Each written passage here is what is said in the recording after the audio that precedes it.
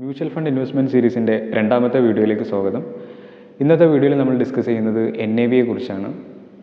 നമുക്കെല്ലാവർക്കും അറിയാവുന്ന പോലെ തന്നെ നമ്മൾ ഷെയർ മാർക്കറ്റിൽ എൻ്റർ ചെയ്യുന്ന സമയത്ത് നമ്മൾ ആദ്യമായിട്ട് കാണുന്നത് നമ്മൾ ഏത് കമ്പനിയാണോ സെലക്ട് ചെയ്യുന്നത് ആ പർട്ടിക്കുലർ കമ്പനിയുടെ ഷെയർ പ്രൈസാണ് നമ്മൾ ആദ്യമായിട്ട് കാണുന്ന ഒരു മെഷർ എന്ന് പറയുന്നത്.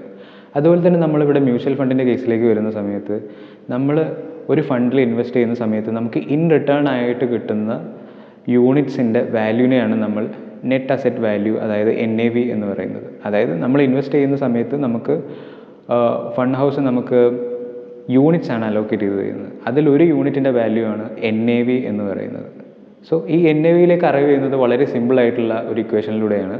അതായത് total asset minus total liability divided by total units, total number of units issued.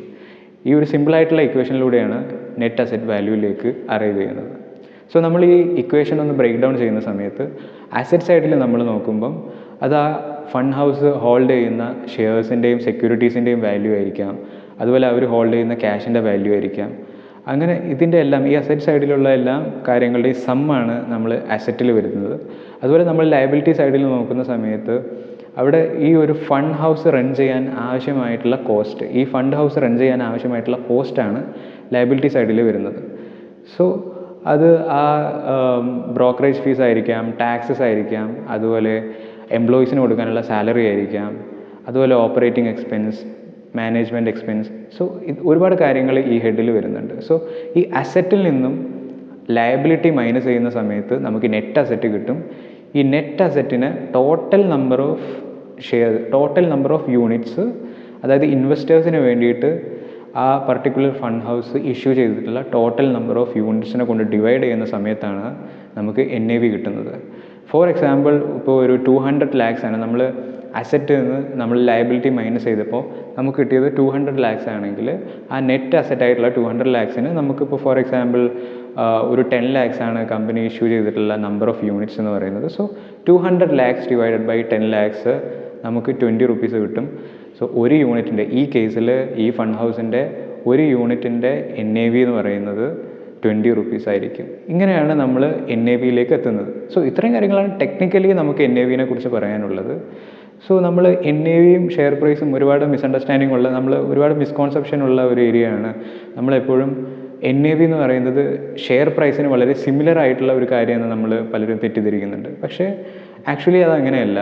ഇപ്പം നമ്മൾ ഷെയർ പ്രൈസിനെ ഡിറ്റർമൈൻ ചെയ്യുന്നത് ട്രൂലി മാർക്കറ്റ് ഫോഴ്സസ് ആണ്. അതായത് ആ പർട്ടിക്കുലർ ഷെയർസിന് വേണ്ടി, ആ പർട്ടിക്കുലർ കമ്പനിയുടെ ഷെയറിന് വേണ്ടിയിട്ടുള്ള സപ്ലൈ, ഡിമാൻഡ് ആൻഡ് സപ്ലൈ ആണ് ആ കമ്പനിയുടെ ഷെയർ പ്രൈസ് ഡിറ്റർമൈൻ ചെയ്യുന്നത്.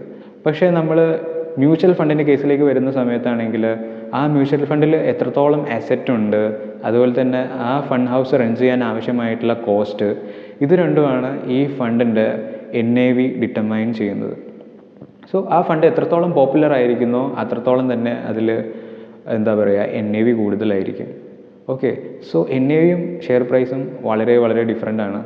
നിങ്ങൾക്ക് ഷെയർ പ്രൈസും അതുപോലെ തന്നെ അതിൻ്റെ കൂടെ വരുന്ന കുറച്ച് ഫൈനാൻഷ്യൽ റേഷ്യോസും ഷെയർ പ്രൈസും നമ്മൾ കൂട്ടി വായിക്കുന്ന സമയത്ത് കുറേയൊക്കെ നമുക്ക് കമ്പനി ഒരു ഫെയർ വാല്യൂഷനിലാണോ നിൽക്കുന്നത്, അതുപോലെ ഒരു പരിധി വരെയൊക്കെ കമ്പനിയുടെ പെർഫോമൻസിനെ നമുക്ക് അനലൈസ് ചെയ്യാൻ സാധിക്കുന്നതാണ്. പക്ഷേ NAV വെച്ച് നമുക്ക് ഒരു മ്യൂച്വൽ ഫണ്ട് കമ്പനിയുടെ പർട്ടിക്കുലർ യൂണിറ്റ്, അതായത് ഒരു കമ്പനിയുടെ ഒരു ഫണ്ടിൻ്റെ ഒരു യൂണിറ്റ് എത്രത്തോളം വർത്താണ് എന്ന് നമുക്ക് ഡിസൈഡ് ചെയ്യാം NAV വെച്ചിട്ട്. അല്ലാതെ ഒരിക്കലും നമുക്ക് NAV ആസെറ്റ്സ് ഉപയോഗിച്ചുകൊണ്ട് നമുക്ക് ഒരു ഫണ്ടിനെ ജഡ്ജ് ചെയ്യാനായിട്ട് സാധിക്കില്ല. അതായത് NAV ഒരു ലീസ്റ്റ് ഇമ്പോർട്ടൻ്റ് ആയിട്ടുള്ള മെഷറാണ് when we come to investment. ഒരു മ്യൂച്വൽ ഫണ്ട് ഇൻവെസ്റ്ററുടെ പോയിൻ്റ് ഓഫ് വ്യൂവിൽ നമ്മൾ നോക്കുന്ന സമയത്ത് NAV അത്ര ഇമ്പോർട്ടൻ്റ് ആയിട്ടുള്ള ഒരു മെഷറല്ല. പക്ഷേ NAV നിങ്ങൾക്ക് ഒരു ഫണ്ടിൻ്റെ യൂണിറ്റ് എത്രത്തോളം വർത്താണ് എന്ന് മനസ്സിലാക്കാനായിട്ട് യൂസ് ചെയ്യാവുന്നതാണ്. ഇത്രയാണ് NAVനെ കുറിച്ച് നമുക്ക് സിമ്പിളായിട്ട് പറയാനുള്ളത്.